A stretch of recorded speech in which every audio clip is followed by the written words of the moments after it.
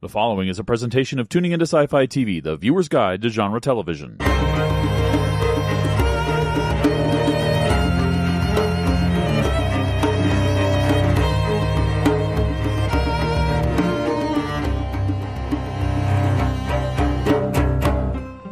Hello and welcome to the Small Council Matters podcast. I am Wendy Hembrock and I'm joined by the rest of our council.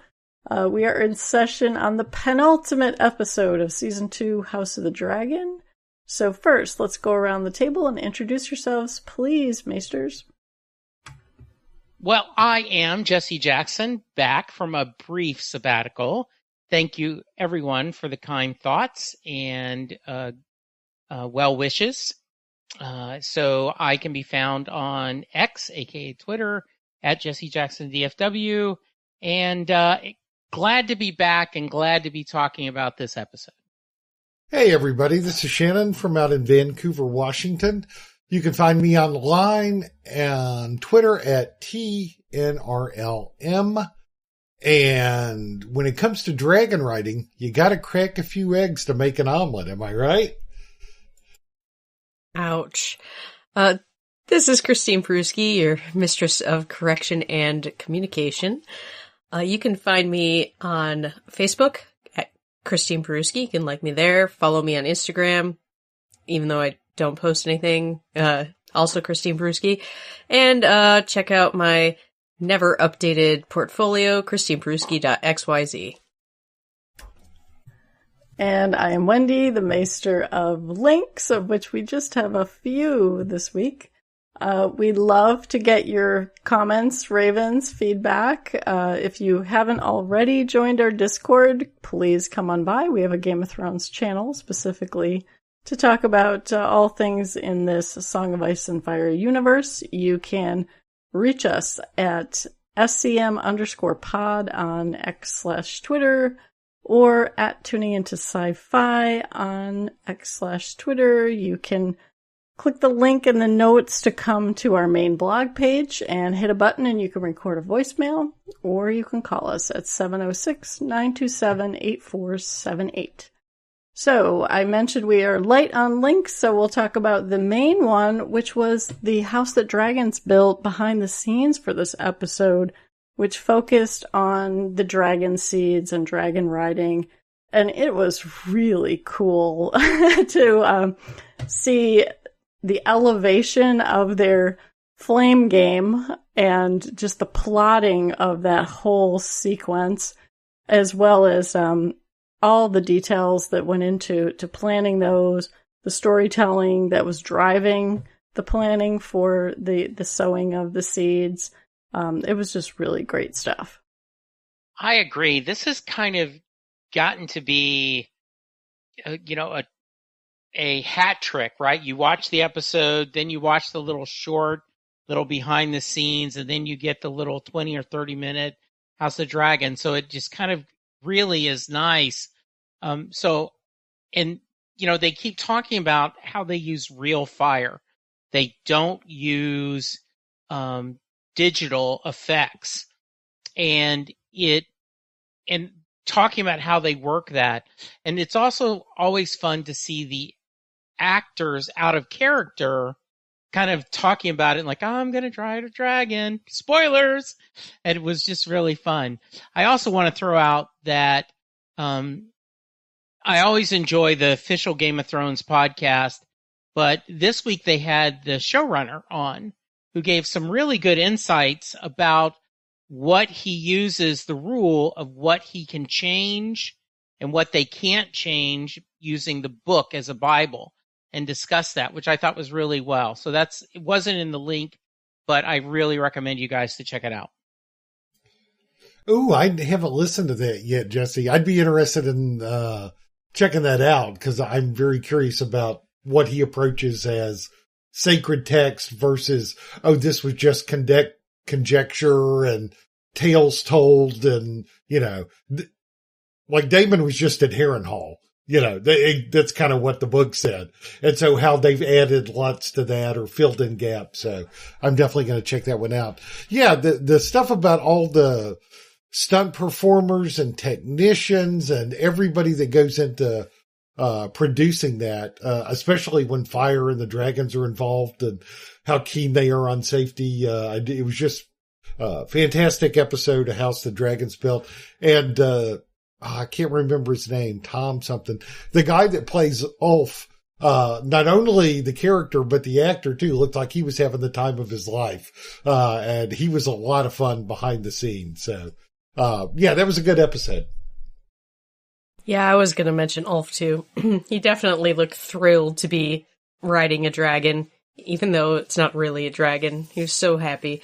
I also liked them discussing the one-shot that's not really a one-shot at the end following Hugh, where it's actually 5 different shots that they stitch seamlessly together. You'll never spot it. And I tried just now. I was not able... I mean, I knew where the cuts were because it's easy to do the cuts where they did them, but it was nice and smooth. I wasn't able to spot it. As always, if you have time and care anything about how anything is made, these episodes are definitely worth a watch. Yeah, I'm glad you mentioned that official podcast, Jesse. I didn't have a chance to listen to this week, so I'll actually throw that link in the show notes too for people. The one thing I also wanted to point out, I think it was in the House of Dragons Built, was that they put George's face in the tree in the Godswood for him. He didn't look all that thrilled about it when they showed him visiting the set, but maybe he left him speechless. So we also want to talk about some of your thoughts, and Christine is going to give us a roundup on some feedback we got. Yeah, this week was everybody on Discord, mostly Denise, of course, so we'll start with her. I'll sum up her episode recap. She says that this one is one of the best episodes in the franchise and believes she'll get an Emmy for this one. That is a bold statement, Denise. She has a lot to say about Vermithor, is wondering why Rhaenyra hasn't claimed him when she can easily call him, as we see in this episode. She refers to how Daenerys had 3 dragons all to herself. However, I will point out that we only ever saw Dany riding Drogon, and it's likely that all 3 followed her because she raised them like a mother would. This is not the case with Rhaenyra and Vermithor. Denise was happily surprised to see the dragon seed process and said that Hugh facing down Vermithor reminded her of Robert Baratheon. I definitely see it. Ulf literally running into Silverwing was total comedy. She marveled at the brass balls he had to ride Silverwing over King's Landing to show off his drinking buddies. Now, Denise, technically he stepped in dragon eggs and Silverwing ran into him. I'm also not sure he intended to fly it over King's Landing at all. I think he was just doing his best to hang on and enjoy the experience. Honestly, I hope we get clarification on that next episode. Denise was surprised at Jace's elitist language regarding the lowborn dragon seeds and was glad Rhaenyra stood her ground. The final shot of her with the 3 dragons behind her was a total Khaleesi moment. And I agree, it was cool. I just wish we had Sea Smoke there with him to complete the set. And lastly, she points out that Rhaenyra is managing all of this without Daemon, who totally got played by a teenager. Brilliant episode. Yeah, thanks for that feedback, Denise. And she also added in another comment that she would like us to talk about Sarah Targaryen, who is apparently Hugh's mother. To sum up, she was disowned by King Jaehaerys because she was a big hoe and loved being a hoe. Which is very interesting, and I can't wait to hear Shannon's elaboration on that. Make sure to check out the Game of Thrones Discord channel to see her full comments. The link to our Discord is in the show notes. Yeah, I cannot wait to, and that's the first thing when I saw the Sarah Targaryen, like, okay, well, I hope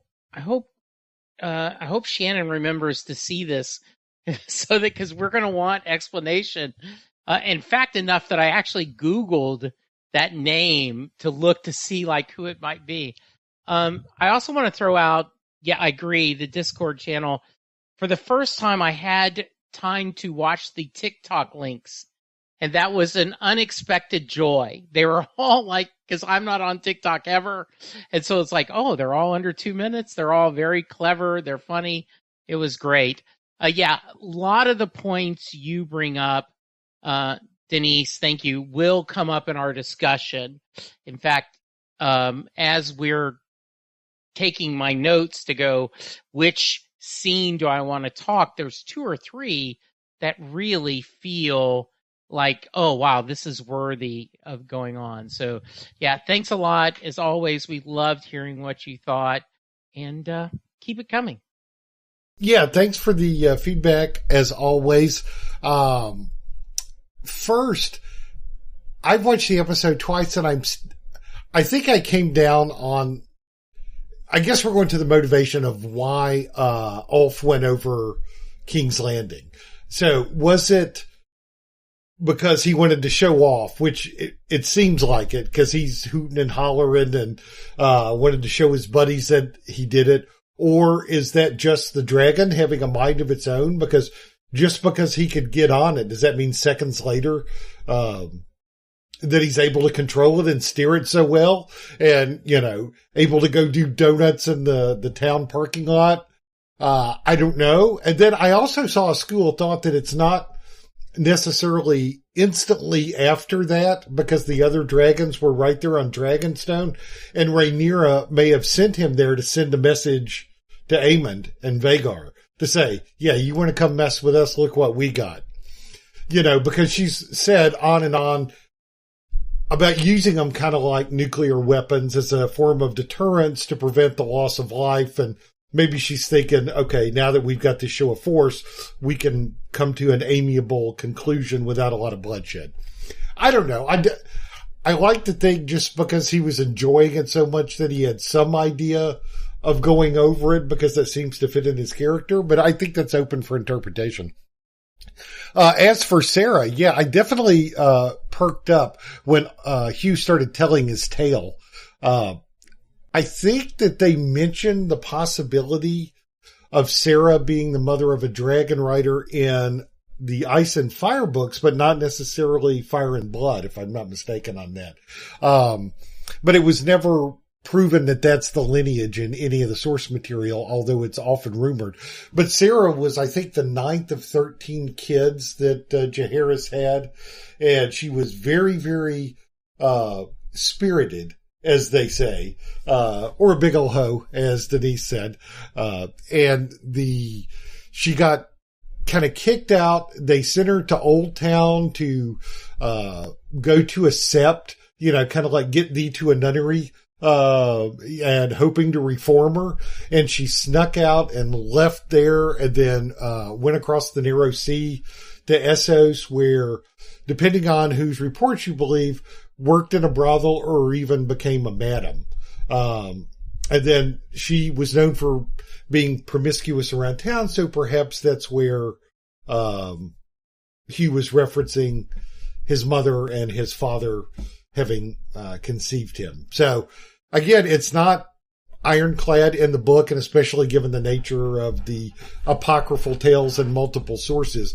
But I like that they brought in some of that history there and provided a link. Now, we still don't know. I mean, we've got a good explanation for Alan, and Ulf. Maybe Ulf's stories are true. So I think we're going back to the old thing of there has to be some Valyrian blood in there somewhere, at least with everybody we've seen thus far. So anyway, great episode. Thanks for the feedback. Hope that helped. Yeah, Denise, thank you as always for the feedback and the TikTok links that you shared. We appreciate it a lot. I don't have any more comments about those pieces of your feedback, other than I interpreted Ulf flying over King's Landing as a joyride more than anything. And I kind of got the feeling like Rhaenyra was like, yeah, if you happen to swing by King's Landing, great. But to Shannon's point, I think she is ready now at the point where she thinks that she has overwhelming force. So she's still hoping that there's not actually going to be any more battles needed. This is the showdown. Everybody shows their cards. moment, but we'll see what Eamon actually has to say about that next week. The other thing I did want to comment on was her going to actually summon Vermithor. And we saw Damon go and sing to Vermithor and have him appear. So I didn't really interpret her ability to use kind of basic commands sort of in the garage to get him to come up to the gantry. That seemed to be the place where they were expected to show up for somebody to, either the dragon wranglers or their actual riders. So to me, that didn't seem like she had super special powers to be able to do that. The moment when she actually touches him, though, and they have that moment, it seemed like she sort of got a little bit of a level up in her own power and self-confidence in that moment. But I thought, I'm sure we'll talk about this, the feedback that she got from the Dragon Lords, the Dragon Wranglers, was an interesting moment that I'm sure we'll talk about too. So thanks again, Denise. We appreciate it. Yeah, and next up we have a very short comment from Chris K. He says, overall, another great episode. The red sewing was awesome. Damon and the Tully Kid was also a brilliant scene. My only ding is the Alicent scenes. I found them boring and unnecessary. Chris, I feel you there. Actually, I kind of agree with everything you just said, and I'll have more on my thoughts on the Alicent scenes later on. Yeah, I actually like that feedback too, and I'm going to hold off because when we're talking about the episode, that's one of the points I'm going to make. So, but yes, well said. Yeah, I'm sure we'll talk about Damon. I'm sure we'll talk about the sewing. I guessed when I was watching the episode, of course, they come up without titles. And then when I saw where they were going, I was like, red sewing. It's got to be red sewing. You know, I don't think I would have guessed Small Folk or some of the others, but that was one I'm like, I know what that one is. And for the Alicent scenes, I don't know if we'll talk about those in depth or not. I doubt it's going to be anybody's favorite pick. But I thought a couple of things. I noticed she didn't wear green. She was wearing blue, which was very unlike her role in, as the Queen Regent or Queen Mother or what have you, and political and House Hightower. Maybe just trying to find herself. And I thought they were beautifully shot, So I don't think they lasted long, and it was good to check in with her. But compared to the level of everything else going on in that episode, yeah, that was not a highlight. For sure. But hey, Chris, thanks for the feedback. Keep it coming. Yes, Chris, I had many of the same sentiments that you had in terms of being overall great, loving that Oscar Tully went toe-to-toe with Damon and definitely came out comporting himself quite well compared to Damon. And we'll talk about those Alicent scenes maybe when we talked about some other things that I wished we had seen in the episode. So thanks again. And I think that's a good pivot to get into our ratings, quick review ratings and thoughts. Sometimes there is an album that has 4 or 5 great songs on it, but the other songs are not as good. There are other albums that are great all the way along. I felt like this was one that has 4 or 5, maybe that's too many, 2 or 3 great scenes, and then some scenes that go, what was this? This was filler, filler tracks, right? So I'm going to give this a little less than I would have. So I think I'm going to go with 8 out of 10 sheets and wood piles. Well, I love this one. I'm going to give it a 9.5, which for me, for Hot D, is the highest I've gone in terms of a rating. I'd put it there with the Black Queen from last season, and the Red and Gold, from, earlier this year. So I thought it was fantastic. And even the lulls did, the filler song, at least it was a short song, Jesse, before we got to another killer track. if you want to put it that way. Everybody's character had some movement, I think. Like even Allison had some character movement there, but Rhaenyra was spectacular. Oh my God, Emma Darcy's face. They are such a good face actor. You can read so much on it. Just standing on the beach, standing in front of the dragon, looking at Jace. There's all these times you can read just what's on it. I mean, that would, I don't know what is coming for the last season, but that could be her Emmy submission. I think she was so good, in that episode. Yeah, I loved it. It had a oneer. It had dragons. The score was terrific. The effects were terrific. Not only just of the dragons, of course, but there were some great shots of the city. That shot when they were leaving the Vale was gorgeous. I mean, between the Vale and Allison's thing, lots of good nature photography there.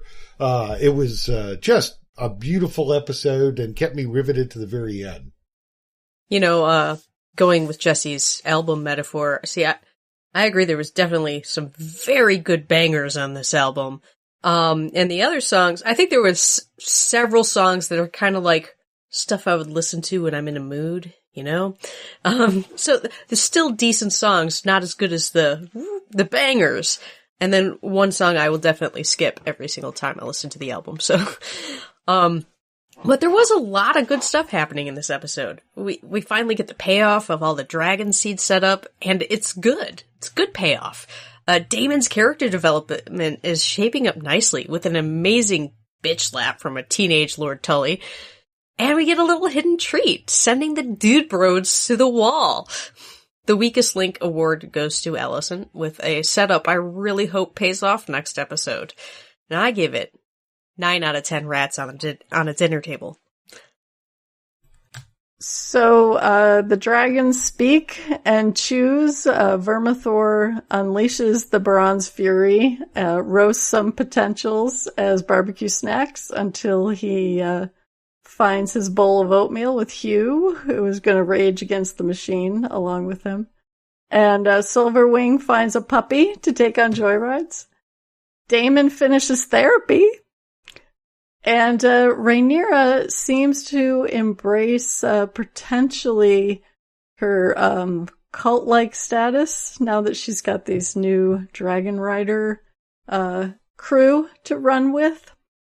I did have a couple dings about, we talked a little bit about Alicent, and we'll definitely want to talk about that when we talk about dings later. Overall, I'm going to give this 9 out of 10 barbecued seeds. So now let's talk first about highlights that everyone's got, and we're going to start with Jesse. I often will pick one of the smaller, more subtle scenes, but this time I'm not. I've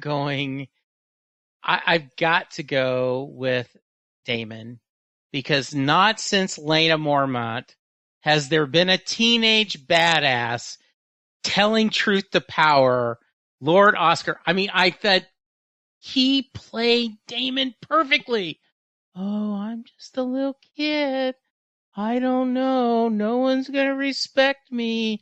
Oh, and then just manipulates him. And I mean, Daemon even recommend, watch yourself, and just plays him perfectly. And it goes back to the very first Game of Thrones. Those who, where Ned Stark has to dish out the punishment, right? And it was just brilliant that just the way he played them and earned that all his, the lords that by tradition are going to support him, but he earned their respect. And I think to a certain degree, down the road, Daemon will respect him too. I mean, right away, it's like, oh man, I'm going to have to kill this guy that I made him do. And even got Daemon to admit, okay, perhaps I was a little gone. I did want to give a little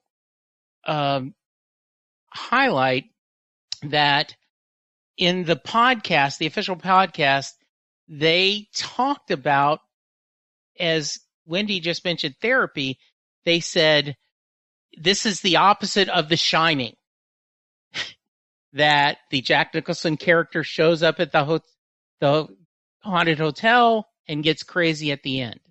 Damon starts crazy, and perhaps by being in this, maybe, we don't know yet, maybe he actually becomes sane and realizes what.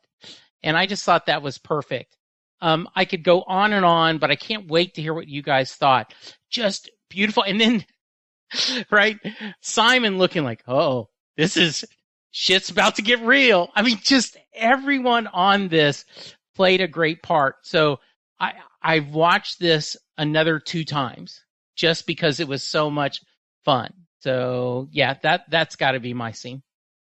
That is a excellent choice, Jesse.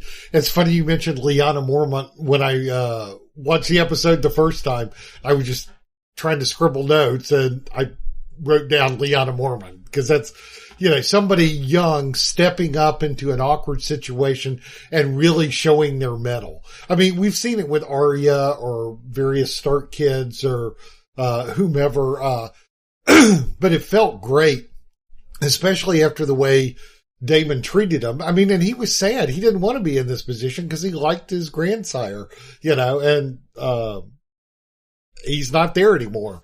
And then the other people in the Riverlands followed him, but they're still not sure what to make of this whelp. You could tell by their first response to him, and it's like, oh, we're going to follow you, or what do you say? And then it was like a good poker player extracting the maximum bets from the other team before he shows his cards. He had Damon totally boxed in. It was so skillful watching that. The young actor did a great job. And speaking of face acting, Matt Smith was superb in this because he had a lot of reaction shots while this kid was going on. And you could see you could see him fighting his inner demons between, should I just stab them all? Or summon Caraxes, and he's like, no, I need to get this army together. This is the best thing. He's got a point about the old ways and justice, and you could see it all over his face. And with the logic of the kid's plan was airtight. It was great. He won over all the other river lords, with his act to stand up to the prince consort, as he was quick to point out, or the king consort, and called him prince. It was a fantastic scene, and everybody was terrific. And, and the guy that did his war crimes was like, well, I was just following orders. And that has never been a great defense, has it? So that was a terrific scene. Damn you, Jesse! Oh, I knew that wasn't going to get this one. It's amazing that in an episode chock full of dragons and people catching fire, we really want to talk about this little political thing going on here. Now, Lord Oscar Tully may be my new favorite character. I mean, this is Sir Simon if he were younger and had more power. Like, he's the whole package. I loved all of it. He subtly changed what title he used for Damon, calling him king in private but prince consort in public. He was humble, pointing out how young and inexperienced he is, but used, inarguable logic to back his decisions. And then he deftly manipulated Damon, basically telling him, you need me. I don't need you. And he straight up got Damon to kill a man for him in public. It was amazing. If they lived in the same era, I would ship him with Lady Lyanna Mormont. I mean, talk about a power couple. I noticed that there was no Alice Rivers in this episode, and Damon did not appear to lose any time. Very interesting. He did still get a vision, though, and the least cryptic one yet. After what he had to do to maintain his political standing, he's confronted by Viserys asking him if he still wants the crown. And I think that's an excellent question. Do we think that Rhaenyra and Daemon will see each other again next episode? And if so, I think we should get the answer. Because, as others have already said, Daemon seems to have completed his therapy, or at least gotten to like the climax of it, like really getting to the point, the like nitty gritty of it all. This is what it comes down to. You've been playing king this whole time. Do you really want it? Yeah, this is a great choice, Jesse. I loved how they made the humor out of the mutual hate for Damon. Oscar's like, I believe in following our oaths too, even when they're to this jerk, because who happens to be married to Rhaenyra. I loved when he talked about, your comportment here has been terrible. And in the initial meeting, Damon's trying to rush through all of this. He's like, hey, sorry about your grandpa. Great news about your promotion. Let's go get my muhost set up. And it kind of reminded me of Dany's brother, who, remember with all of Khal Drogo, all he ever talked about was, where's my army? Where's my army? It reminded me of that in some ways. And I loved how Oscar stood up to him. He even, takes Dark Sister and bumps him on the chest when he's like, come on, Oscar, when he's dragging him out into the Godswood. And then he's trying to very quickly brush across, maybe I was a little too enthusiastic. And, he didn't say mistakes were made, but that was what he was implying. And I loved that, Damon is trying to box Oscar and everybody in with, it's tradition, you need to follow him. And he already, swore to me, and, he's lining all that up. And then they turn around and say, yes, and our tradition is people are held accountable for, we need justice. And I loved the look that happened between Damon and Sir Simon when he said that. It didn't strike me that Damon was too upset about taking out Blackwood, because he needs that army. But this really was a case where he had to behave the way a king would have to behave. It wasn't just about the military strategy or, all the preparations for battle that he's been doing in Harrenhal. This is the actual leadership part of being in charge. And, after he swung Dark Sister, he looked exhausted from doing that and completely spent. So that was all great, great stuff. Great choice. I was torn between two. I was leaning towards the one that Jesse chose just for all those reasons that we talked about. And Wendy, you're right, that they held on his face, after he swung the sword. There was just, this is what leadership is. This is what being a king is like. That was great. So, the red sowing is one of those things from the book that I was looking forward to and seeing how we're going to do it. Could they do it at scale? Would they make it as vicious as it sounded? And, my imagination, thought it could be. And yep, they did. The red sowing was fantastic. There were some changes, like the, Dragon Minders Local 101 going on strike, right at the beginning. The Dragon Minders are a little bit different in the books. And I think maybe Condell or somebody talked about it somewhere. In the books, they have special armor and are protections and all that stuff. And I think they said they just couldn't get all the armor made for as many of those Dragon Minders as they needed in time, what with all the battles and everything else they were doing. So they made them a more monastic type order, just to keep things simple, and basically because of time. But I kind of like how they're doing, even though if I was one, here's a stick and here's a knife to slit your throat. Okay, clock in at 8 tomorrow morning. Doesn't sound like the greatest kind of job. But I do like that there's a different aspect of it that, where Jace kind of took it as, this is part of my legacy and bloodline and it may expose me as a bastard. And then some of the small folk may think, well, maybe I'm owed this. They view it as almost like a religious experience that the dragons are gods and we have to honor them. This is desecrating our temple and these gods. So we start with that. Rhaenyra gives her speech, which was just fantastic. Emma Darcy killing it as usual. And then that shot that, because I think last year, the original shot or one sheet poster had Millie Alcock standing behind the big face of a dragon. And then we get this almost created with Vermithor's face behind her. I love the way we heard Vermithor and saw him slowly unfold out of the shadows. That was great. And then Rhaenyra is like, well, I've said all I can say. It's up to the gods and whatever. Have at it, y'all. And goes up and watch. The whole thing was fantastic. The little details of like, he knocks some people off the pier or whatever that is, the pedestals. He eats some that are flaming, which I guess is like, when you bite into a pizza and it's too hot, it burns the roof of your mouth. There's some of those. There's like crunching people, stepping on people. It's just dragon carnage at its greatest. And it was all beautifully realized.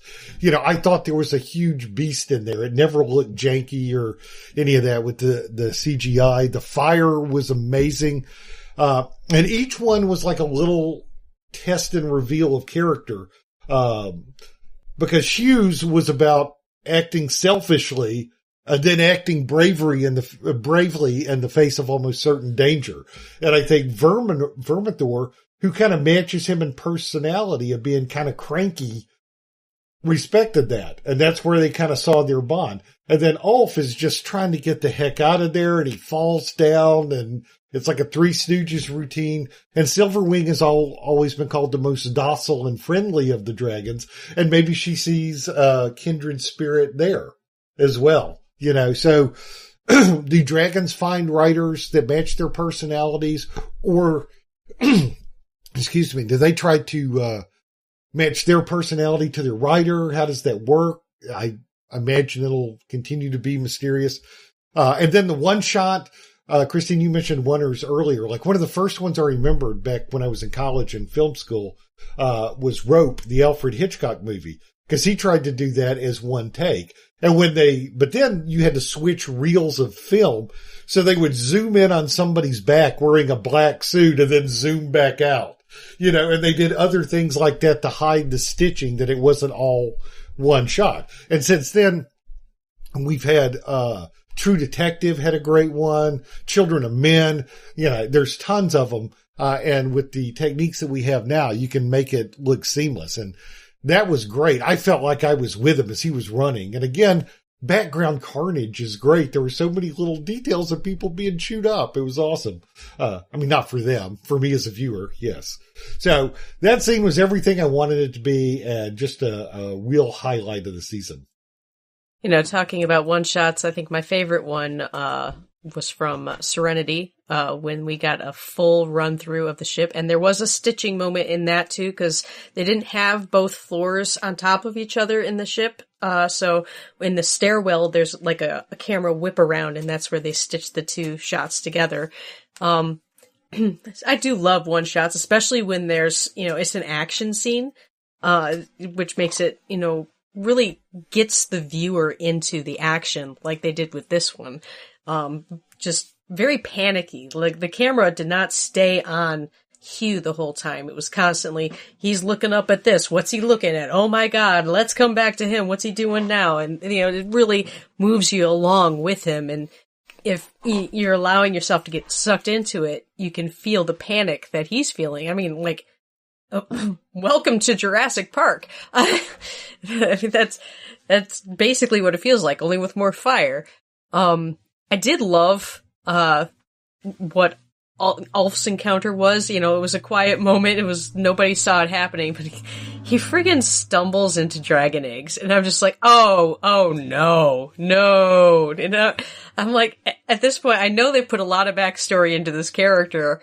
And I'm like, oh my God, is he gonna get killed? Did it all come to this just to watch him get killed for stepping on some dragon eggs? But no, the dragon's just like, hey buddy, what do you think you're doing? Hey. And, in I think the inside the episode, they pointed out that, instead of facing down the dragon like Hugh did, Ulf just laid there kind of in supplication, which might have been what won Silverwing over. Which is one of the reasons why I'm thinking that Hugh didn't make any decision on that last flight there, that he was just along for the ride, because she wears the pants in that family. Absolutely. Yeah, I did, I had issue with, Rhaenyra's choice on how to do this sewing. Like, I was really hoping for, like, one at a time, or maybe, like, let me get to know you people before I send you in there. I think you're a good match. No, it's just, like, big cattle call. And it wouldn't have been so bad, but it seems that there was some sort of order to keep them from running away, which was, like, honestly, you're asking these people, a lot of these people who have never been asked to do something of this magnitude before, it should be their choice to leave if they change their mind. And the choice to keep them there not only got all those people killed, but got a lot of soldiers killed too. So I was not a fan of that part. And that is a ding on Rhaenyra for me. I mean, she's got a lot on her plate. I get it. And she probably didn't have a lot of time to think this through. You gotta move fast, battles are happening. But I don't know, I just felt it could have been handled a little better. And, I don't know if we're going to be seeing any more pairings in the future. I recall some mentions that this practice of finding dragon seeds continues, but, I think it needs a little more refinement, less cattle calls, but definitely a really well done scene. Yeah, this was definitely the highlight segment of the episode for me as well. Rhaenyra's stump speech was interesting because, Hugh tells his wife, well, I'm doing this because I'm going to get a title out of it. You're going to be a lady. And she's like, I don't want that. I also don't want you to be dead.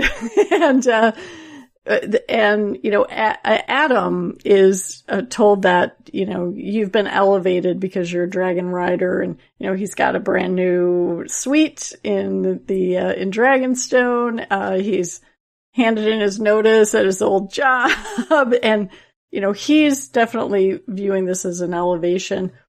But she doesn't talk about any of that. She doesn't talk about, you as bastards have really been isolated outside, and now you're going to be part of the realm. She's really just focused on the war speech, right? We're going to have peace. We're not going to have any bloodshed, except for right now when a bunch of you are going to get sacrificed.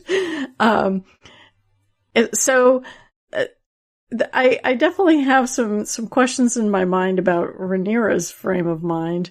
Also, she didn't have a meeting with these, the dragon wranglers ahead of time. It's just like, hey, look, I got these people down here.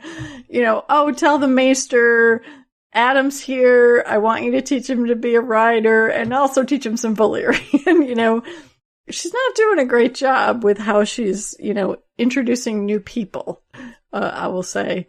And I've kind of noticed that, she's interpreting anytime people challenge and question her as, she's making real choices to just kind of cut them out, right? As soon as those dragon lords left, she's like, okay, I'm going to just do this myself. And, there's no pause. So that's a little worrying to me for her character.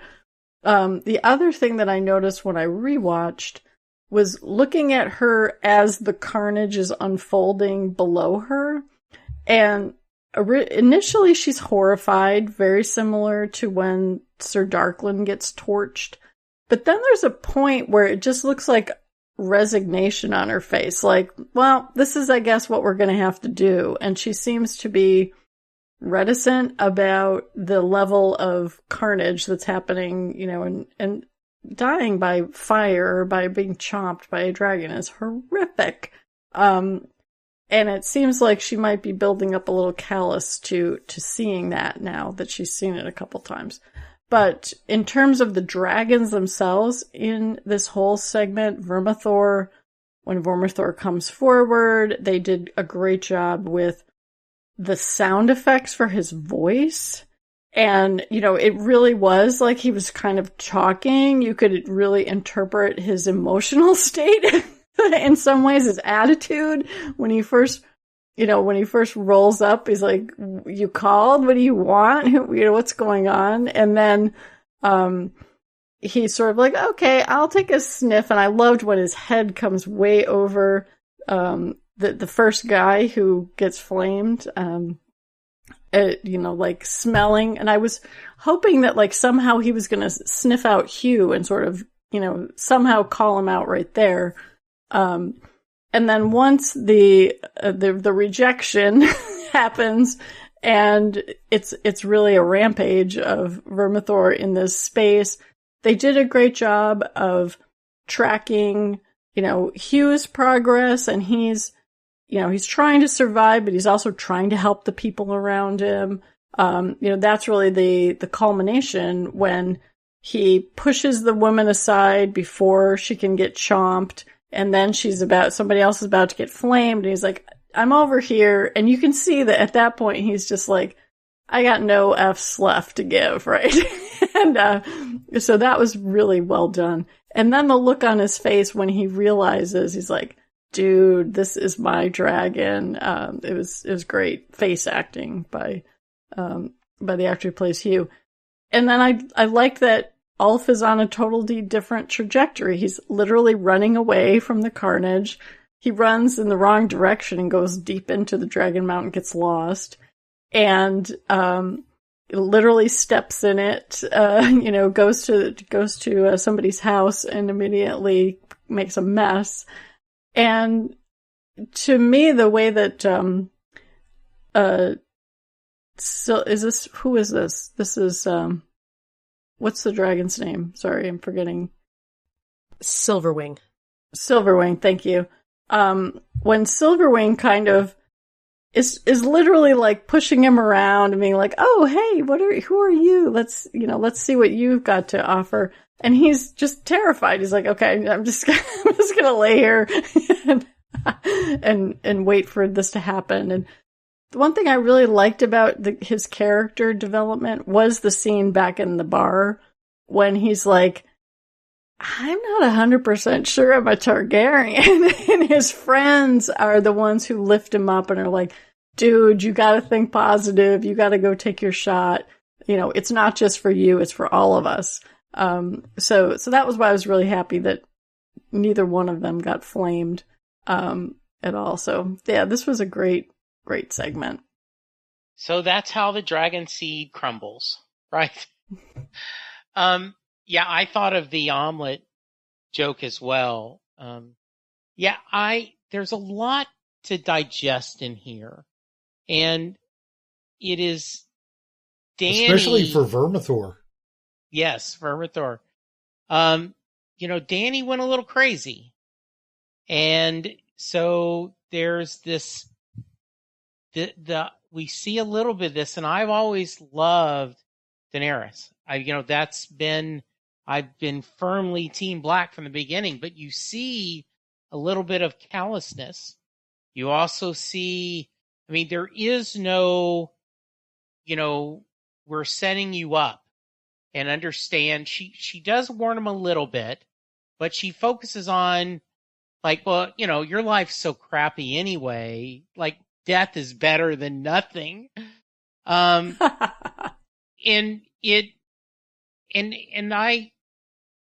I guess because she's had such bad advice, right? Like she's had the Black, small council is horrible.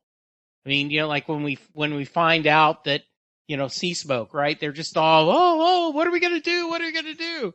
So maybe that's why. But even when, and kind of a little bit beforehand, I don't know if we're going to end up talking about Jace and his mother's discussion, but she's not listening. She is so focused on, I have to keep the peace, even if I have to.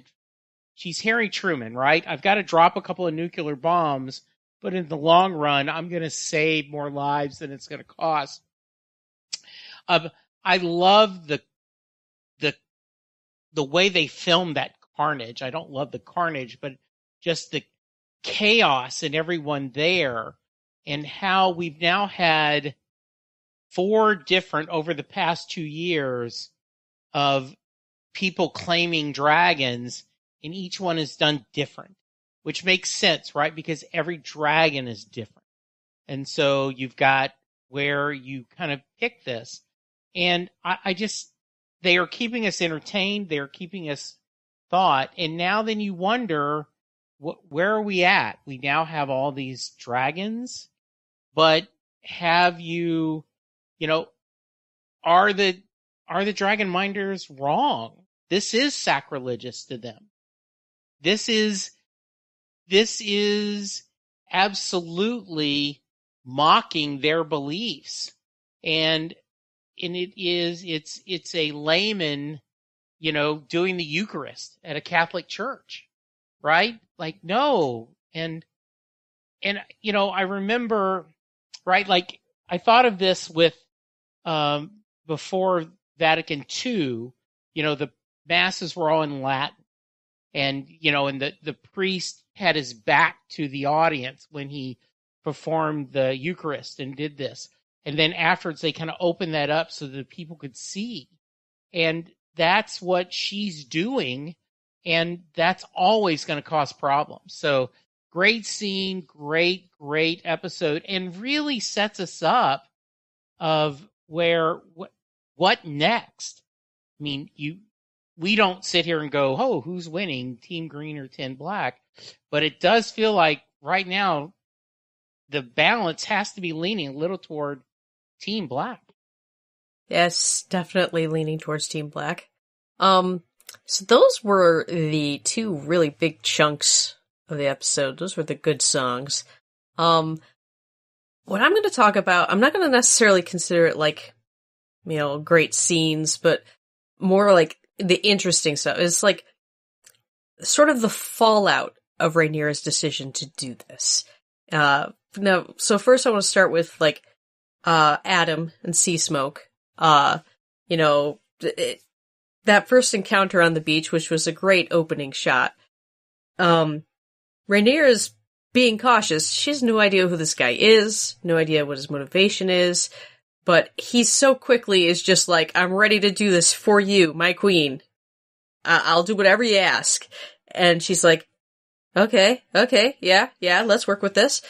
But other people are not so great. I mean, first off, we get like the passing on the news to the small council, and this guy, what was it, Lord Celtigar or Celtigar? I mean, the idea that anybody could seize or thieve a dragon against its will is ridiculous. That was hilarious. Didn't Rhaenyra just slap this idiot in the face last episode? Do we need to do that again? What's wrong with you? And then, the maester saying how she wants him, trained in, dragon riding and High Valyrian, and they're all like, the look on Jace's face there is like, excuse me? I mean, Jace, he was in for a penny, but was not prepared for the pound. I understand his concerns, but at this point, might is gonna win this war, not claims based on heritage. I mean, we are past that.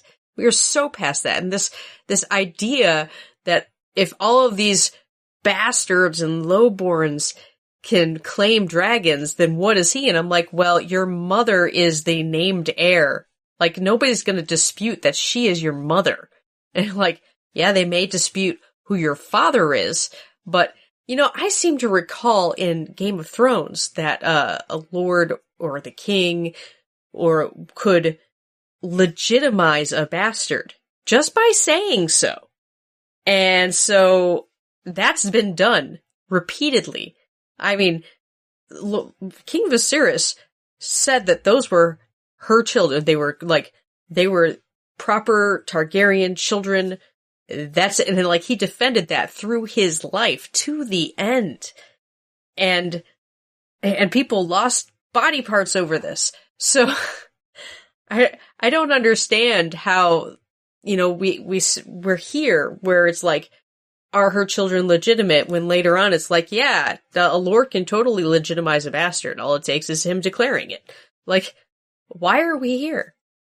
But here we are. And Jace is scared. And I personally don't understand it, but you signed up for this, dude. You opened the door and now the flood is coming through. But, I found it very interesting what Lord Corliss did with this information. So he finds out that it's Adam that was the one that claims Sea Smoke, and he goes to speak to him, and it's a very short conversation. I mean, he barely gave him the time of day. He didn't let anything personal slip with Adam. Like, the most personal he got was saying, well done. That was it. But then he goes to talk to Alan, and he all but calls him part of his family, talking about how they're from old Valyria, but they're no dragon lords. He's almost asking if Alan wants to try his hand at claiming a dragon. And Alan straight up says that he's of Sultan Seat, which is exactly what Bayless said needed to be the Lord of Driftmark. And I'm like, why is he, like, it's day and night between these two kids. They're both his kids, but he's clearly got an affinity for Alan and just keeping his distance from Adam, and I don't understand what's happening there. And then I love that we brought up the Dragon Keepers union, because that was like straight up the opinion everybody had. That was my first opinion of like, man, they are striking. They're out. And Rhaenyra's the scab. She's just going in there and taking their job. I love how it's like, with the council, it's all about they're lowborn, they're bastards, they're mongrels. But the Dragon Keepers are like, they're not of old Valyria. This is, sacrilegious, basically. This is two very different points, but on the same page. It's just very interesting takes from everybody around this whole situation. And I'm like, Rhaenyra's in there solving problems, and you guys are just bitching about little things, little unimportant things. Get over it, guys. And I'm glad Rhaenyra stood up for herself and followed through on all of this. So, this is interesting because Rhaenyra herself had a problem with the idea of the lowborn, because Mysarius says to her, go look under the sheets in the wood pile, and there's at least 40 white-headed kids that I know from her time in the pleasure house. And initially Rhaenyra is like, well, no, we need nobles because they have, there's a level of honor to them, and that's immediately questioned by Mysarius. She's like, so your two brothers that are trying to usurp you are more honorable than this kid who immediately bent the knee and is clearly willing to serve and knows how to. That was the first thing he said was, I'm really great at service. And I loved when, if it was Celtigar, was like, dude, your people can't go around taking dragons. It's like, how stupid are you? It's just like, that was a brief moment of humor in the episode. I was initially surprised at Jace's turnabout because this was his idea, but again, that was when it was a noble family. And when I watched it the second time, it even more came through to me because Rhaenyra even talked about, before she has this great line where she says, let's raise an army of bastards, she's resisting because of all of the scorn that was hurled at her kids and all the whispers behind her back. So Jace has definitely been haunted / wounded about being labeled a bastard, and he isn't even a real bastard. I mean, in terms of everybody knowing that. His was just kind of speculative versus these real lowborn people who really are sort of, the dregs of society. So in a lot of ways, I understand the response because it's like, what? Wait a minute. It's this class system that is taking hold in some ways. But I also understood Jace's worry, which, he's like, well, if anybody can drive a dragon, then I'm really screwed because I don't have white hair. And it's like, dude, if you're worried about being usurped, you better go look to those two kids that are daemons, because those are the kids that are going to usurp you, because they clearly have two Targaryen parents. And if anybody's coming for you, it's the one of those two kids, or, Daemon through one of those two kids in the future. So I liked this choice a lot because I liked how once Rhaenyra finally really did listen to Jace, she turned back into his mother briefly. She's like, I hate doing all of this. I don't want to do any of this stuff. And she kind of expresses that vulnerability, but she doesn't back down from her plan. And, to me, that also does say as a leader, as a ruler, she's also committed to the bigger picture of, I need to win this war. And in her mind, she's doing it, as Jesse pointed out, kill some to save the rest of the world. That's what's motivating her still. She still hasn't turned into a crazed zealot or anything drunk on power. So I'm still riding with Team Black. Yeah, I really love these you connected these two scenes. It was a great way to start the episode. This kind of, on the beach, this kind of, but instead of guns, they have dragons. And when she asks, what do you want? What are you doing? And he, immediately, I want to serve you. I thought, good answer, right? This is definitely the right thing. And we get to see, Corlys interacting with both his sons, neither one that he wants to claim, but he's kind of sort of, maybe I should, and what's going on. So I think that's going to be interesting. But I totally feel Jace's frustration. Your whole life, people have talked behind your back about your father who isn't your father. And every day when you look in the mirror, you see the dark hair. So it reminds you that your father wasn't who you were supposed to be. And it goes like, the only thing that I've kind of held to my pride is, yeah, but I've got a dragon. I'm a Targaryen, right? Whether I have silver hair or not, I'm there. I'm one of this elite family. And now then any bum on the street he's thinking can ride a dragon. And that isn't the case at all. We know more than the others that the people that they're picking actually, we show, can have a direct connection to where they've gotten this dragon blood, this thing from them. But from his perspective, it's just unfair. And I just really felt like it needed to be said. And the idea of you going to your mom and you're always careful. I talked about that. I think all children have problems with their mom or their parents. And then you reach a point when you have your own kids and you realize, oh, okay, I don't know what the heck I'm doing. They probably didn't know what the heck they were doing when we were doing this, right? So he's reached that rebellion phase of, what are you doing? Is any of this worth it? And I just loved these scenes. Just really, really well done.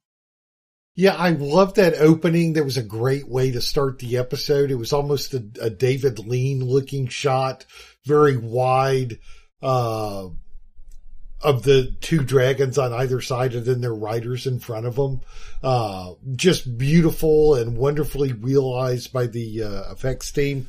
I did wonder how they got there. I'm glad we didn't see it. Does she ride up beside him, roll down the window and say, pull over? How did they get down?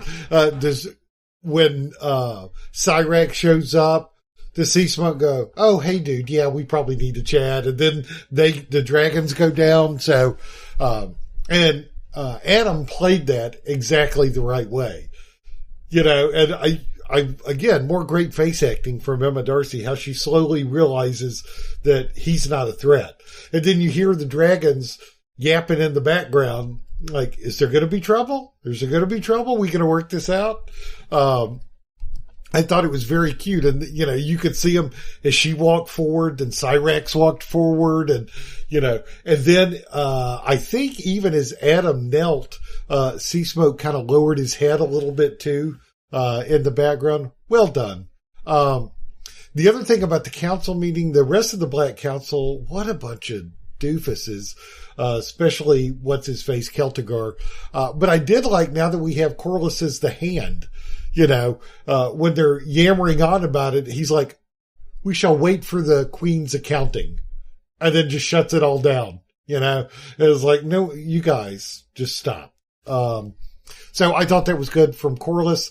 And there was a nice little moment, with his son just saying, well done. Not well done like all the people down in the dragon pit, but well done for you, sir. And then on the Jace thing. Awful, just awful. Then on the Jace thing, we gave him his props when he was acting mature beyond his years and stepped up and went to the twins and went to Winterfell and, was doing these things. You know, he's not perfect. He's going to make mistakes, and he reacted a little emotionally and he was wounded here. So, you know, I'll cut him some slack because I understand the hurt place he's coming from, like Jesse talked about. It makes sense. And again, this is like the lesson that Daemon finally learned. Oh, this being a leader and being a king thing is much harder than it looks. And so even though it was kind of Jace's idea to start doing dragon seeds in the first place, well, the scope is expanded beyond people with royal blood, you know, highborn. Now we're going to the bastards and broken things and what have you. Then he takes it entirely too personal and feels that it may expose him and makes him insecure. So I like that it adds more dimensionality, to his character and makes him not such a perfect, noble little boy. You know, it's almost like Robb, in the original saga was always the perfect little leader and the perfect son. And then he goes off and marries Talisa and goes back on the deal to marry a Frey girl. You know, so it gives these characters that are the Superman, you know, the perfect icon of, knightly virtue to get a little dirty and be a little human. So I like that aspect of it too. Yeah, I just wanted to add one last thing, which was about Corlys, and I'm going to be curious, when is the time when he's going to actually reveal that Adam is his bastard and legitimize him and Alan? I'm really curious, like, why he's holding back so much. And when I watched it the second time, I definitely noticed that, he was very pleased when Alan didn't want to go be a dragon rider and said, I'm Salton Sea. I'm good. You know, my brother was always searching for something. He's like, I'm good. And it was also nice to see that he gave him more responsibility because Alan was really key to the whole, rumor mill about, looking for bastards to come to, Dragonstone. Well, and he's also probably very wary and brokenhearted. Look at the rest of his family that got messed up with dragons. You know, I mean, it hasn't worked out well, so it's bittersweet. Yeah, that's a great point. So for my highlight, I'm going to actually talk about Larys. And to me, I wrote a little note. It said, Larys starts making his moves. He's ingratiated himself to Aegon, and now he's on a timetable for getting Aegon through rehab via the Maester, and it is painful. The first time I watched that, I was like, what are they doing to this guy? What are you crazy? And I really felt for Aegon as he's, you know, in horrible pain that, Larys is pushing him, and he even cautions the Maester. He's like, dude, we got a lot of this ahead of us. And, you know, he clearly wants to get Aegon back on the throne. And the scene in which Larys is looking down on Aemond sending the lickspittles to the wall instead of beheading them, and they are the ones who got blamed for the for the riot, which was interesting because the riot was actually all about the lack of food due to feeding all the sheep to Vagar. But I loved that Laris at least has some of the confidence of the other council member whose name I can't remember. I want to say his name is like Ironwood or something.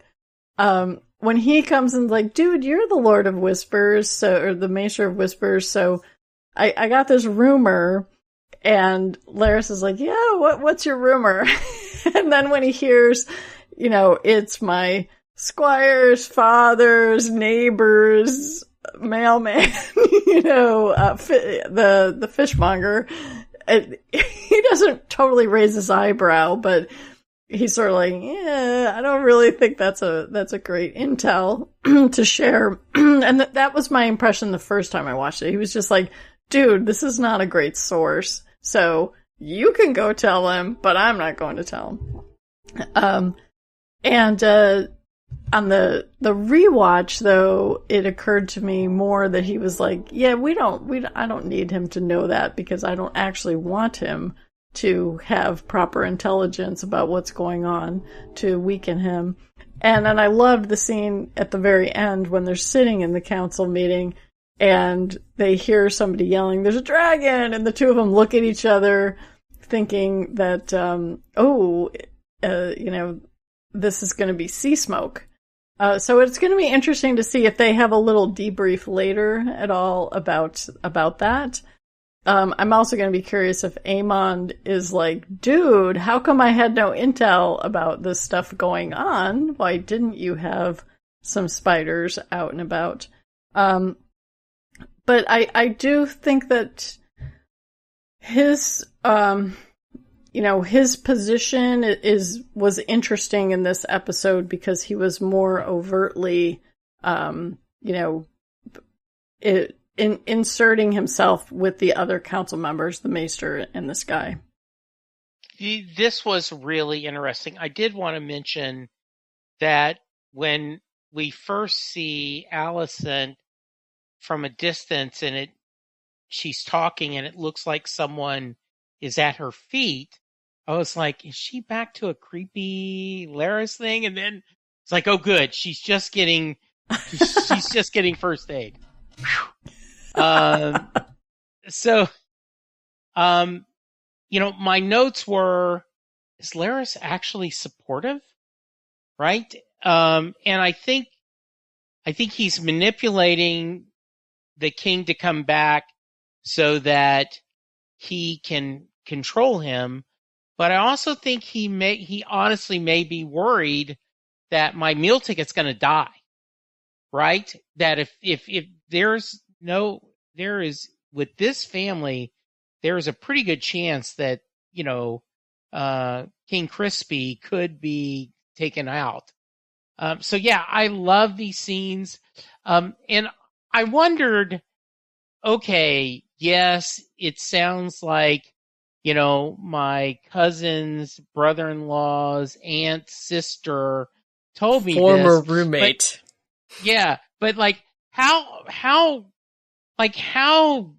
do you get your rumors, right? They're all of this. That was the whole point. You build this web of doing that. And so it was kind of interesting that I did love the scene of them looking at each other like, a dragon. What a surprise. Aren't you surprised? Oh, I'm surprised too. So I love this scene. I love the combination. And then, it was interesting when, the Prince Regent, right, goes out, man, I'm going to attack. And like, oh, for the first time in a long time, he may have needed to change his pants because he's there with his big old dragon and there's 3 dragons just waiting for him. Like, come on, buddy. I'm like, oh, flee. So it was a great way to end the episode. So yeah, I loved Laris. He, as much as I want to hate him, and I do love watching his sniveling around. Yeah, so Aegon has been in that bed, not wearing any shoes, so maybe Larys is a little bi-curious foot-wise. You never know. No, please stop. Don't. So, yeah, that scene, God, the creaking and the Foley effects of all the injuries and hurt in that, I was like kind of chewing my nails through that.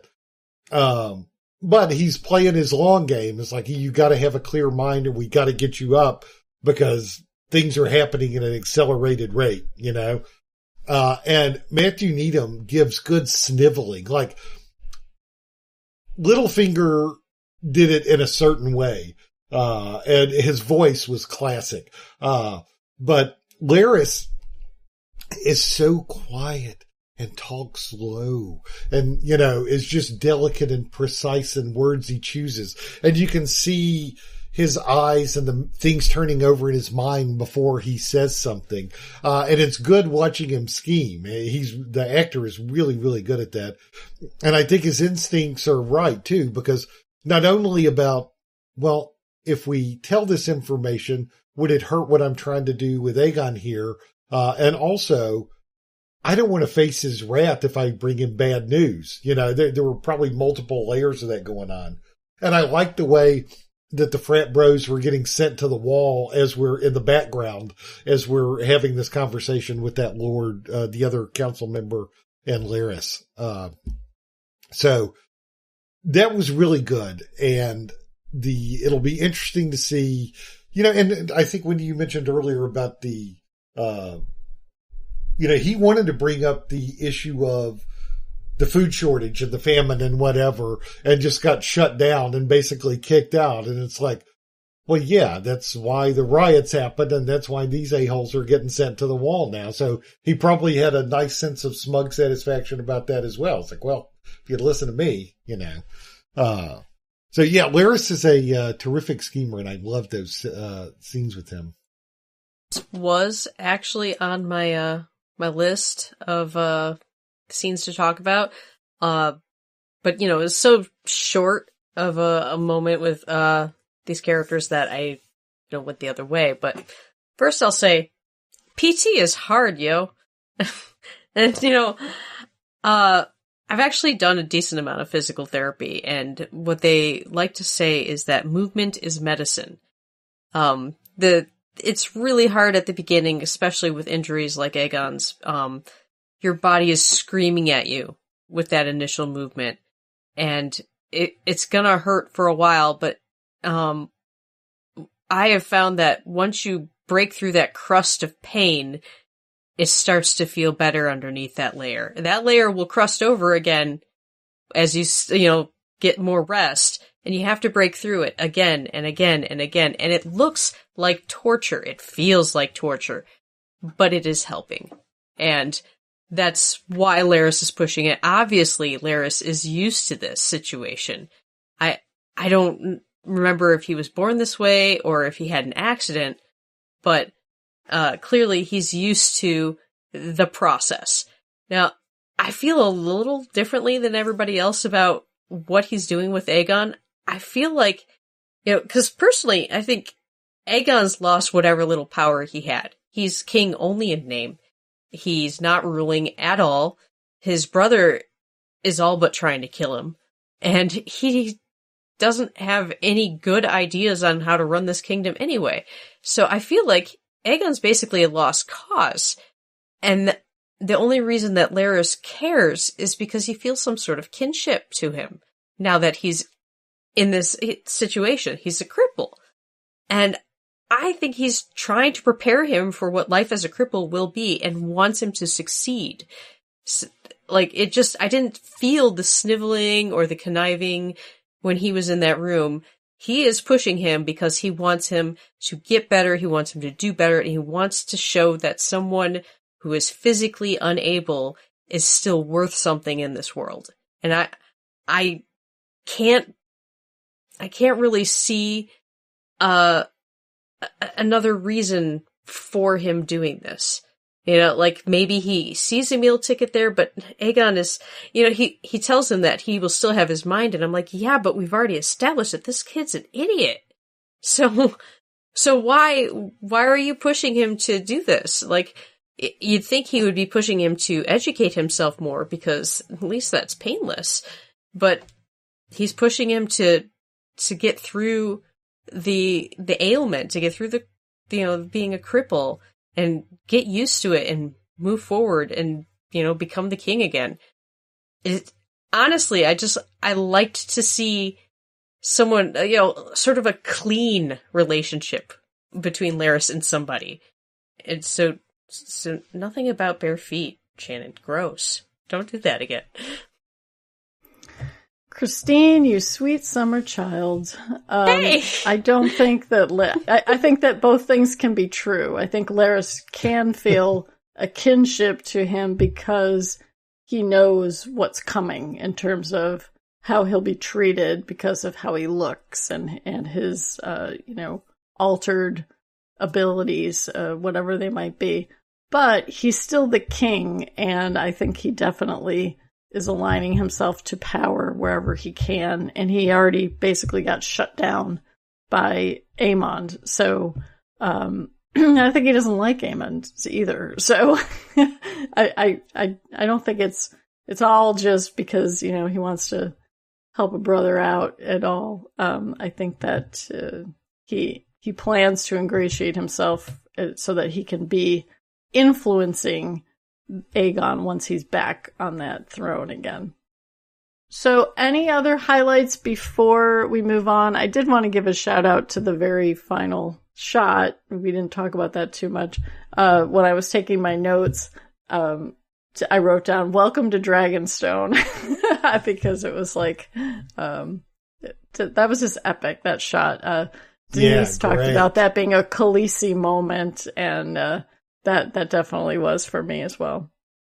Yeah, that's definitely, like, I don't know how anybody could be at Team Green after a shot like that.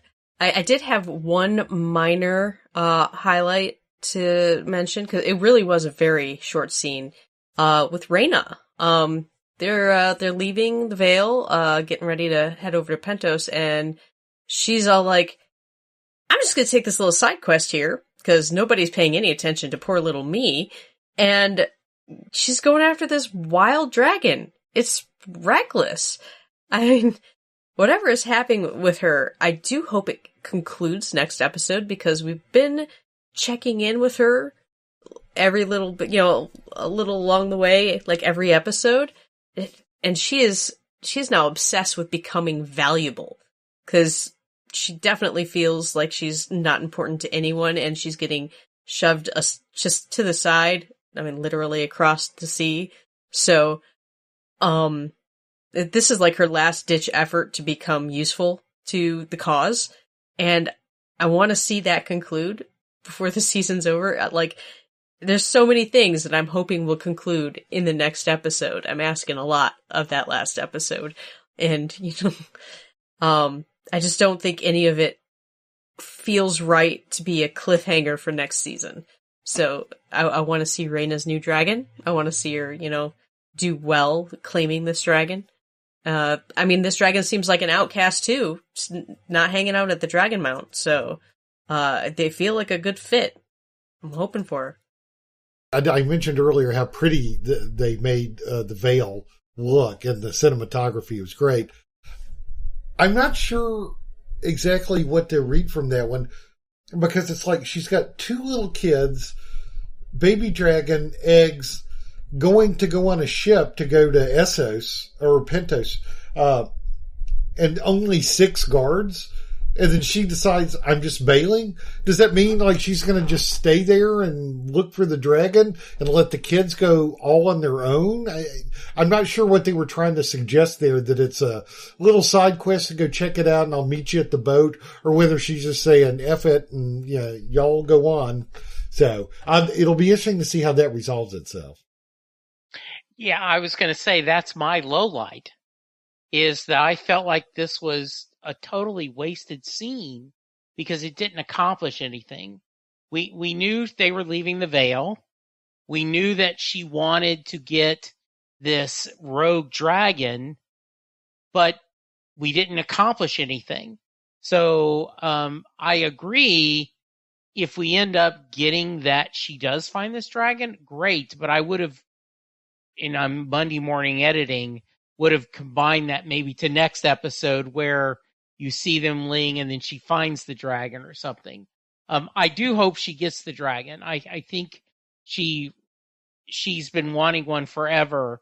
And once again, I think that gives her, we go back to the sense of legitimacy, knowing that she is of a dragon blood, and having that, even though she does know who her mother is, she does know who her father is, and both of them are actually Valerians. Both of them were dragon riders. But you feel this lack of, your father was a great sports athlete and your mother was a great athlete and you like to play chess, which, by the way, I'm not kicking chess, but I'm just saying that idea, right? How do you not live up to that legacy? And she's feeling that. So I just don't think it was needed in this episode. I didn't get the Alicent, except the idea she just wants to get away, and maybe she's going to have a baptism and this new idea by her, taking the plunge in the spring waters. But at these points, those are the songs I would skip on the album because I'm like, these aren't good. Yeah, so I want to go back to the Rhaena scene. I was scratching my head at this one too. I was like, this is really badly done. Even if she goes and gets this dragon, the queen told you to take care of her 2 kids, and you just let them go off where exactly? These kids could get kidnapped by Greens who are all over the place, right? Sold. You don't know what's going to happen to these kids. So, but they got 6 people to guard them. Yeah. Hey, I'm pretty sure there were like handmaidens there too. Like, who was carrying the kids? Yeah, there was maybe 8 people. But the other thing that didn't make sense to me was when she goes to see the burnt stuff, she's this like afraid look on her face. She's not in Nancy Drew mode to me when she started. So there was something not right about that whole bit, and it didn't. We needed there to be the next page on that story presented. So at a minimum, that she finds it or she spots it or something, because to me that felt very incomplete. And I'm gonna, I'm a little bit cautious about how this is all going to play out with if there's going to be more of these dragon riders for some of these other wild dragons that Shannon's mentioned, exist. Because I almost would have preferred to see her get her dragon ahead of some of these bastards and maybe have a little bit more time of them, learn to ride your dragon moments. Because it feels like the next time we see the Ulf and Hugh and Adam, they're going to be, already riding their dragons and feeling confident. And that feels kind of rushed to me. So I'll be curious to see how that plays out. And then I wanted to go to Jesse's comment about Alicent's scenes. Hold on. One comment on Rhaena's face. Like you said, she looked terrified. She just has resting anxiety face. I mean, go back through the whole season. That is the look on her face in every single scene. She's just like strained and like feeling, lacking confidence. That's just her face. Okay. Well, I need to see a new face. I need to see a different face at some point, different expression. The Alicent scenes were completely unnecessary to me. The scene that I did want to see was Alicent talking to Helena, who's got to have some massive PTSD from that riot last week, and we didn't see her at all. The only part of the Alicent scene that I liked was the acknowledgement that she has the same cut as Rhaenyra now, the same scar, from the kerfuffle with the mob.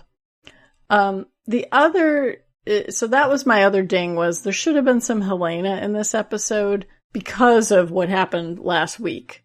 It felt very incomplete that we didn't check in on her. Yeah, I want to weigh in on the Allison stuff. This was definitely my low light. I only felt slightly better about these scenes when watching the behind the scenes stuff, but that's never a good sign. You know, you shouldn't have to understand, hear what was happening behind the scenes, hear what the showrunner has to say about it to really get what's going on there. I mean, I get that she feels lost, especially because I often live in that space, but I'm not sure it's a good idea to drag the viewers through it too. And at least not without a payoff in the episode, which just seems like a big theme through this whole season. Like, finally, the Dragon Seed stuff is paying off. Like, we were introduced to these characters a long time ago, and when they were first introduced, we were all saying, what the hell, man? Like, I'm getting the feeling that something's going to happen with them down the line, but they didn't feel like they belonged here. And we get a lot of those scenes, and that's what happens with Allison in this episode, is that it feels like a setup for something. We're not sure what the setup is for.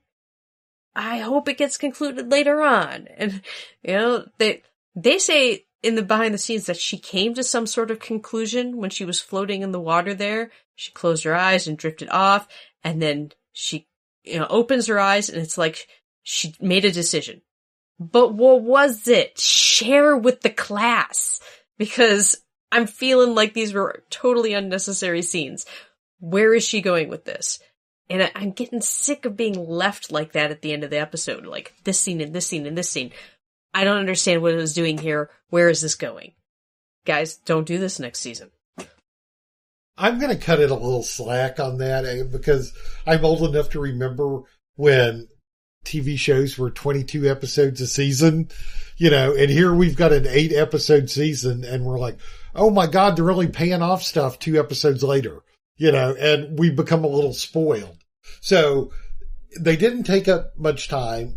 They were very beautiful to look at. And, I assume it's going to pay off next week, or we'll see what decision she's reached or where her head is at. So if it was a major distraction and it was like half an hour, I mean, that's kind of why I've been patient with the Damon stuff too, or the Dragon Seeds. Cause I remember we were like, God, why are we spending time with Ulf and Hugh?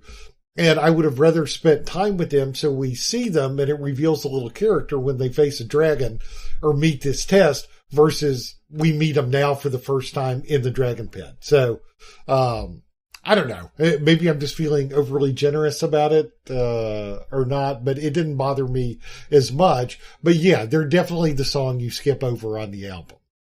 Any other, highlights or dings?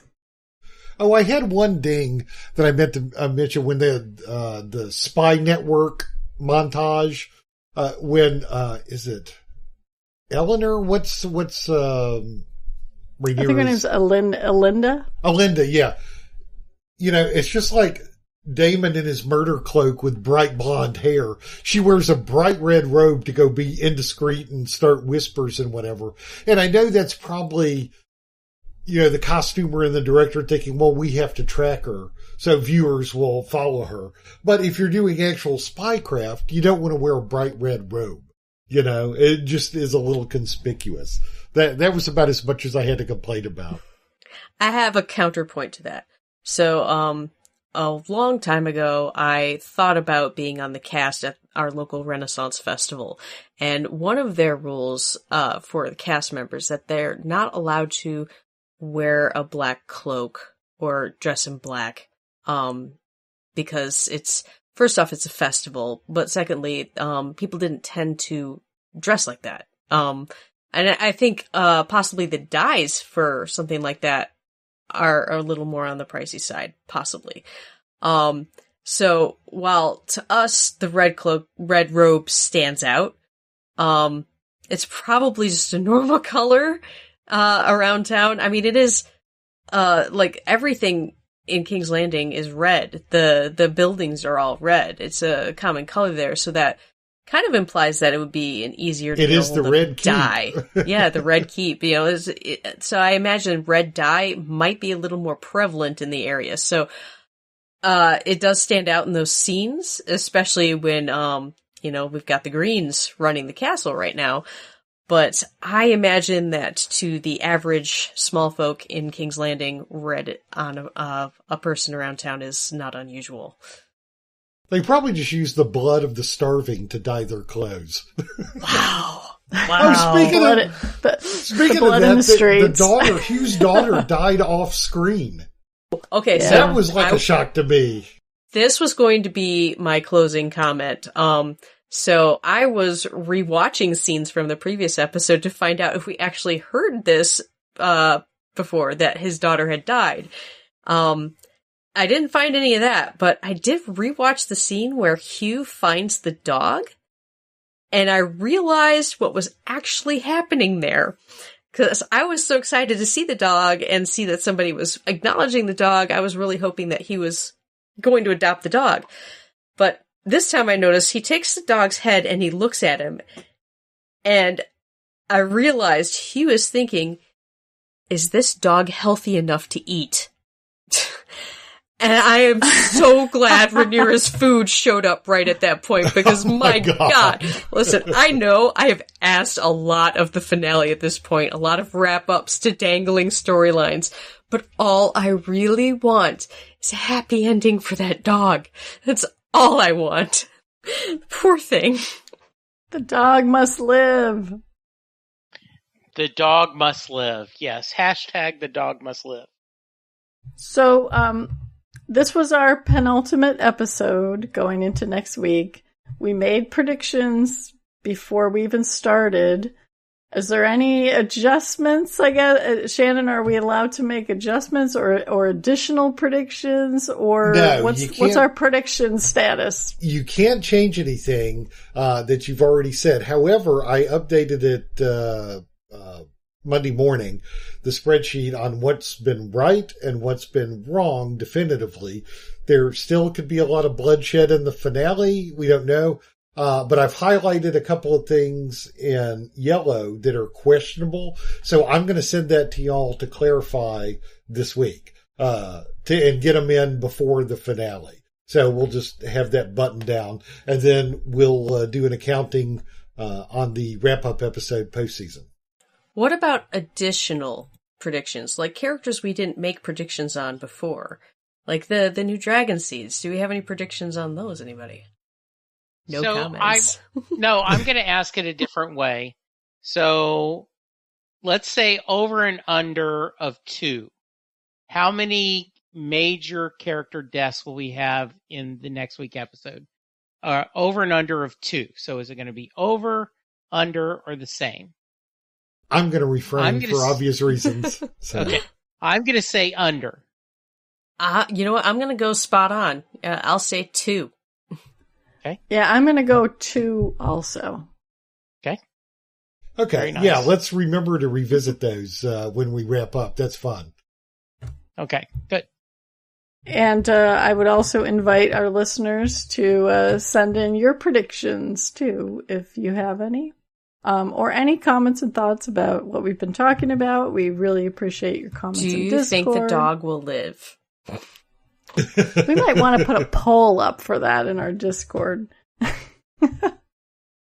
We did have a poll in our Discord specifically about House of the Dragon, and it was really nice to actually see that those who are watching it either love it or really like it. We didn't have any votes of folks watching it who don't like it. So that was nice to see. And I think aligns with our general ratings for season 2. Absolutely. Okay, so let's wrap things up until next week. I want to thank all of you all for listening. We really appreciate it. And I want to thank Jesse, Shannon, and Christine for your thoughts and comments and humor. We will see you again soon. Bye, everyone. Have a good week. See y'all later. We'd love to hear our listeners voice thoughts and send us feedback. Call us at 706-927-8478. Stop by our tuningintoscifitv.com blog to record a SpeakPipe message, or check the show notes and leave us comments. From the blog, you can also find links to forum discussions and subscribe to our RSS feed. Call into our Tuning Into Sci-Fi TV Skype account and leave us a message. Be social with us on our Tuning Into Sci-Fi TV Facebook page, or follow us at Tuning Into Sci-Fi on Twitter.